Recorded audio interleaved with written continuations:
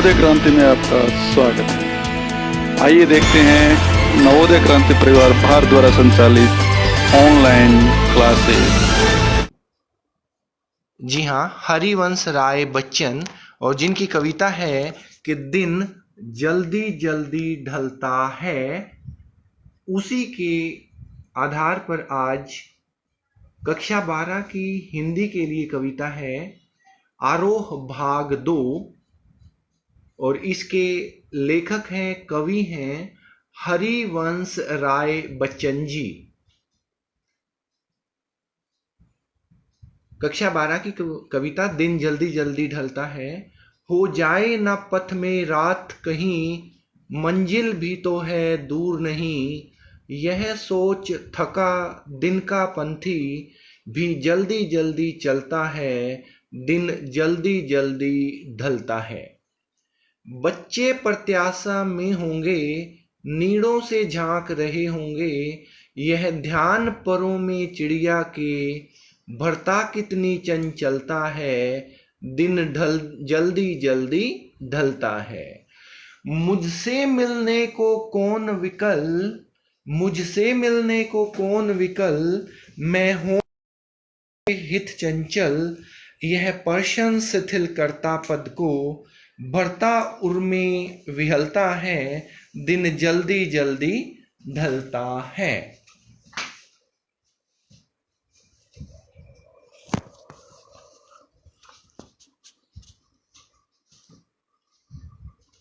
नमस्कार साथियों, आज हम कक्षा 12वीं की आरोह भाग 2 में हरिवंश राय बच्चन द्वारा रचित कविता दिन जल्दी जल्दी ढलता है, उसकी हम व्याख्या करेंगे।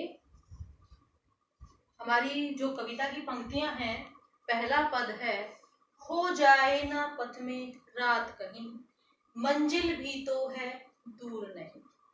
कवि क्या कहना चाह रहे हैं? सबसे पहले हम इसके जो हमारे शब्दार्थ हैं, कठिन शब्द हैं, उनका अर्थ देख लेते हैं, जिससे कि व्याख्या समझने में हमें सुविधा होगी। पथ रास्ता होता है, मंजिल जो हमारा लक्ष्य है, जिसको हम पाना चाहते हैं, वो हमारी मंजिल है। यह सोच थका दिन का पंथी भी जल्दी जल्दी चलता है। पंथी शब्द का अर्थ यात्री होता है, जो मार्ग में चलने वाला है, वो किसी भी उद्देश्य को लेकर चल रहा हो, वो चलने वाला पंथी है, मुसाफिर है। दिन जल्दी जल्दी ढलता है। आइए हम इसकी अब व्याख्या करेंगे। हो जाए ना पथ में रात कहीं, मंजिल भी तो है दूर नहीं। यह सोच थका दिन का पंथी भी जल्दी जल्दी चलता है। कवि कहना चाह रहे हैं कि जो समय है वो गतिशील है, समय कभी भी स्थिर नहीं होता, वो निरंतर गति में रहता है, ये शाश्वत है। कवि ने इसके माध्यम से बताया है कि जो मुसाफिर है वो चल रहा है, चलते चलते सायंकाल होने वाली है, और सायंकाल को देखकर मुसाफिर के मन में ये ख्याल आ रहा है कि दिन है वो ढलने वाला है और मुझे शीघ्र ही अपनी मंजिल पर पहुंचना चाहिए। हो जाए ना पथ में रात कहीं, मुसाफिर है वो सोच रहा है कि चलते चलते ऐसा ना हो कि मुझे रास्ते में ही रात हो जाए। मंजिल भी तो है दूर नहीं। फिर पल भर के लिए उसके मन में ख्याल आता है कि अब मैं इतनी दूर से चला आ रहा हूँ तो मेरी मंजिल भी ज्यादा दूर नहीं है, कि मैं अपने लक्ष्य पर पहुंचने ही वाला हूँ।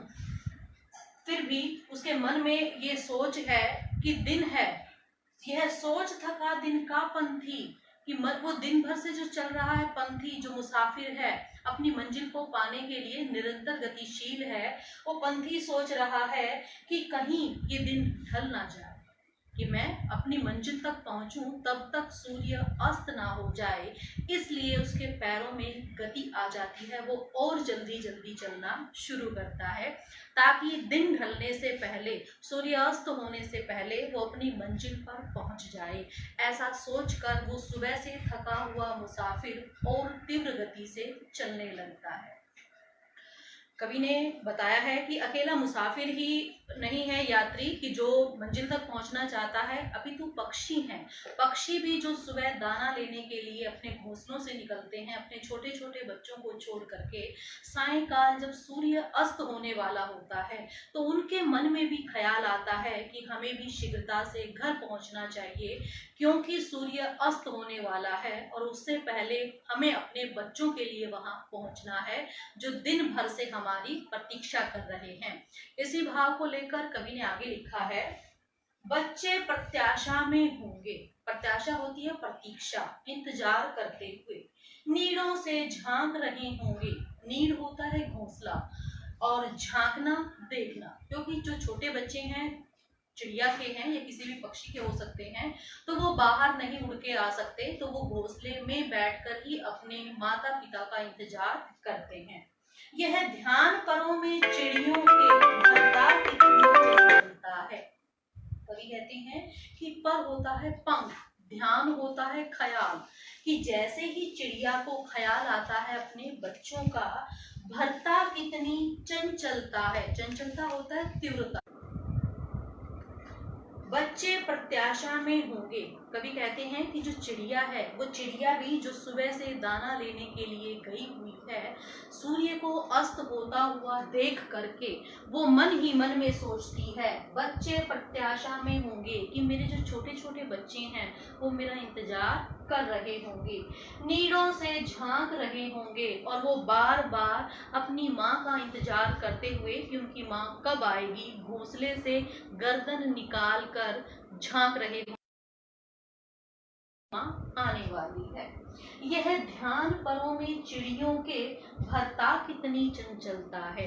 कभी अनुमान लगा रहे हैं कि जैसे ही चिड़िया को ये ख्याल आता है कि उसके बच्चे उसका इंतजार कर रहे हैं और इंतजार में वो घोंसले से निकल कर गर्दन को निकाल करके देख रहे हैं, तो ये सोच, ये विचार ही चिड़ियों के पंखों में कितनी चंचलता को भर देता है। जो चिड़िया तीव्र गति से उड़ती है, जैसे ही उसको ख्याल आता है कि सूर्य अस्त होने वाला है, उसके बच्चे भी दाने का इंतजार कर रहे हैं, माँ की प्रतीक्षा कर रहे हैं, और वो बार बार घोंसले से निकल करके देख रहे हैं, अपनी गर्दन को उचका करके देख रहे हैं कि माँ कब आएंगी।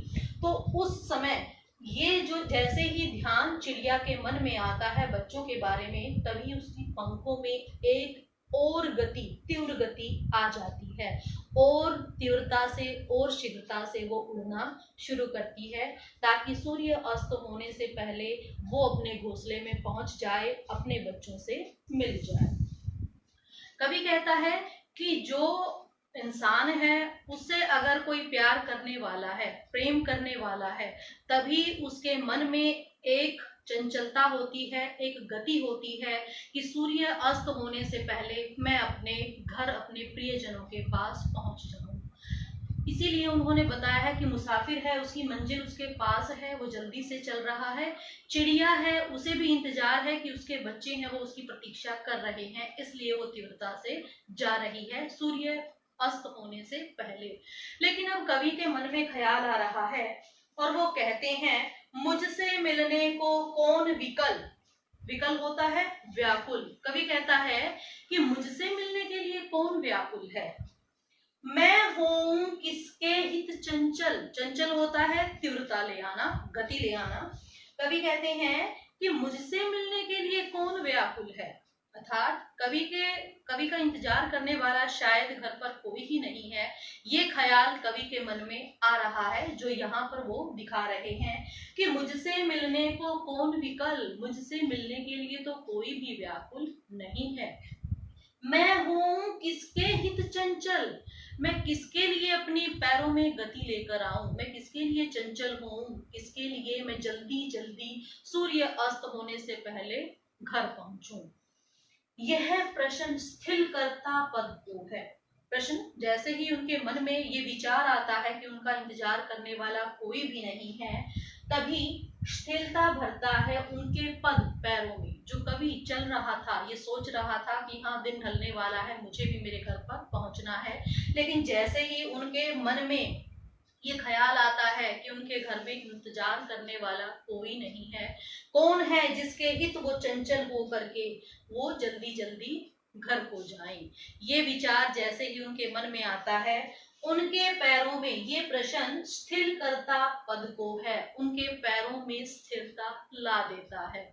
जिस गति से कवि चल रहे थे उस गति में ये प्रश्न मन में आते ही कि मेरा इंतजार करने वाला कोई नहीं है, किसके हित में चंचल हूँ, किसके लिए मैं जल्दी जल्दी घर पर जाऊं, ये विचार उनके पैरों की गति को धीमा कर देता है। भरता उर में विहल्वता है, उर होता है हृदय, विहल्वता होता है व्याकुलता। कवि मन में ये सोच रहे हैं कि मेरा इंतजार करने वाला कोई नहीं है, तो सूर्य अस्त हो रहा है तो होने दो, मेरा इंतजार कौन करेगा, मैं किसके लिए जल्दी जल्दी घर पर जाना चाहता हूँ। जैसे ही उनके मन में ये प्रश्न आता है कि मेरा इंतजार करने वाला कोई नहीं है, उनके पैरों की गति धीमी हो जाती है और उनका हृदय स्थिर विहल्वता से, एक व्याकुलता से भर जाता है। क्योंकि प्रेमिका है और ना ही शायद कोई अन्य है जो उनका इंतजार कर रहा हो कि सूर्यास्त होने वाला है और हमारे जो कविवर हैं या हमारे जो भी रिश्ते नाते में लगते हैं वो घर पर पहुंचे। तो जैसे ही कवि को इस खालीपन का एहसास होता है कि मेरा इंतजार करने वाला कोई नहीं है, उनके पैरों की गति अपने आप धीमी हो जाती है और उनके मन में एक व्याकुलता आ जाती है। और कवि कहते हैं कि दिन जल्दी जल्दी ढलता है, कि दिन है वो जल्दी जल्दी ढल रहा है। तो कवि इस कविता के माध्यम से ये बता रहे हैं कि समय है वो गतिशील है, समय शाश्वत है, समय किसी के लिए ठहरता नहीं है। हम इंसानों को, हम पक्षियों को, जितने भी हम जीवंत प्राणी हैं, उन सब से जो चाहने वाले हैं, जो प्रेम करने वाले हैं, हम उन प्रेम करने वाले अपने प्रियजनों के कारण ही अपने पैरों में गति लाते हैं, अपने मन में एक चंचलता लाते हैं कि हमें सूर्य अस्त होने से पहले घर पहुंचना है, कि कोई ना कोई हमारी प्रतीक्षा कर रहा है। यहाँ पर अंतिम जो पद है इसमें कवि के मन में थोड़ा सा, हम ये कह सकते हैं, विहल्वता आई हुई है, व्याकुलता है थोड़ी सी उनके मन में थोड़ा सा संकोच है कि मेरे लिए तो इंतजार करने वाला कोई नहीं है, कि जो यात्री है उसे अपनी मंजिल पहुंचने का इंतजार है, कि मंजिल को अर्थात लक्ष्य को मैं पा लूं, उसका इंतजार है। चिड़िया है वो भी जल्दी जा रही है क्योंकि उसको भी ये बच्चे सुबह छोड़ रखे हैं, दाने की प्रतीक्षा कर रहे हैं, माँ की प्रतीक्षा कर रहे हैं और उसके लिए वो इंतजार कर रहे हैं। अंत में कवि ये कहते हैं कि मेरे लिए कौन है जो इंतजार कर रहा है। कवि कहना चाह रहे हैं कि मेरे लिए इंतजार करने वाला कोई नहीं है, अगर मेरा भी इंतजार करने वाला कोई होता तो शायद मैं भी जल्दी जल्दी चलता, दिन जल्दी जल्दी ढलता है। अंत में हम कुछ जो हमारे हरिवंश राय बच्चन जी हैं उनके जीवन के बारे में, जो उनका साहित्यिक परिचय, जीवन परिचय है, थोड़ा सा वो मैं बताना चाहूंगी कि हिंदी साहित्य में हालावाद के जनक श्री हरिवंश राय बच्चन जी का जन्म 27 नवंबर सन 1907 ईस्वी में उत्तर प्रदेश के प्रतापगढ़ जिले के बाबूपट्टी गांव के एक साधारण से कायस्थ परिवार में हुआ। हालावाद का अर्थ शायद कुछ बच्चे नहीं समझे होंगे, लेकिन हालावाद एक साहित्य में एक धारा रही है जिसके कवियों का विशेष योगदान रहा है। हाला प्लस वाद, अर्थात हाला मदिरा या सुरा को कहते हैं और वाद होता है उसके सिद्धांत को मानने वाले। तो जिन्होंने अपनी कविताओं में मदिरा या ये कह सकते हैं हम कि नशा, मादकता को प्रमुखता दी है और नारी का यहाँ पर सुंदरता का वर्णन किया है, ऐसे कवियों के लिए हालावाद शब्द है उसका प्रयोग किया गया है। छायावाद के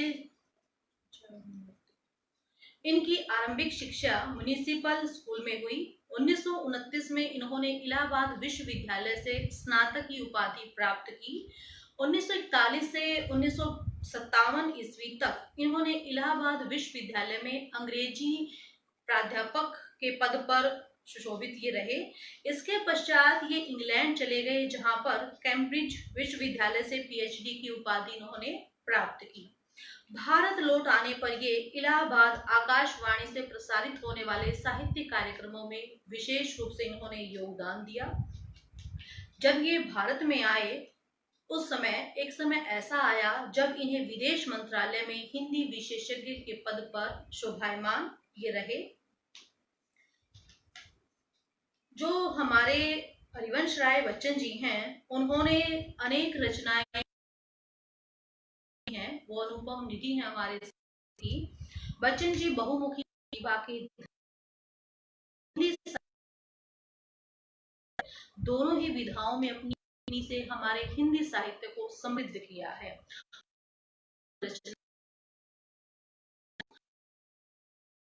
1935 में आया मधुशाला, 1936 में मधुबाला, 1937 में मधुकला में निशा निमंत्रण, 1945 में सतरंगिणी और नए पुराने झरोखे टूटी फूटी कड़ियां, 2004 में इनकी मृत्यु के पश्चात नीली चिड़िया ये प्रकाशित हुआ। इनकी 4 आत्मकथाएं थी। 1969 में क्या भूलूं क्या याद करूं, 1970 में नीड का निर्माण फिर, 1977 में बसेरे से दूर, 1985 में 10 द्वार के से सोपान तक। इन्होंने डायरी भी लिखी। इनकी डायरी थी प्रवास की डायरी, और इन्होंने ये रहे हैं अंग्रेजी में इन्होंने पीएचडी की थी, इसलिए उन्होंने इंग्लिश जो अंग्रेजी साहित्य में अनुवाद भी। प्रमुख हैं हैमलेट, जनगीत। ऐसा नहीं है कि ये जो रचनाओं को प्रसिद्धि प्राप्त नहीं हुई, ये आज भी उतने ही प्रासंगिक हैं जितने कि ये अपने समय में थे। इनकी एक रचना है जो 1970 में नीड का निर्माण फिर आई। इनकी एक रचना है 1900 अग्निपथ, एक उनका रचना है जिसके ऊपर बॉलीवुड में 2 बार फिल्म बनी थी, और 2012 में ऋतिक रोशन को लेकर के ये फिल्म बनी। जो बच्चन जी हैं, 1926 में इनका विवाह श्यामा बच्चन से हुआ। इनकी मृत्यु के पश्चात इन्होंने तेजी बच्चन से विवाह किया, जो एक समाज सेविका थी। 1976 में जो हरिवंश राय बच्चन हैं, इनको पद्म भूषण पुरस्कार से सम्मानित किया गया। ये जो महान विभूति हैं, 18 जनवरी सन 2003 को इस नाशवान संसार को त्याग करके पंच तत्व में विलीन हो गई।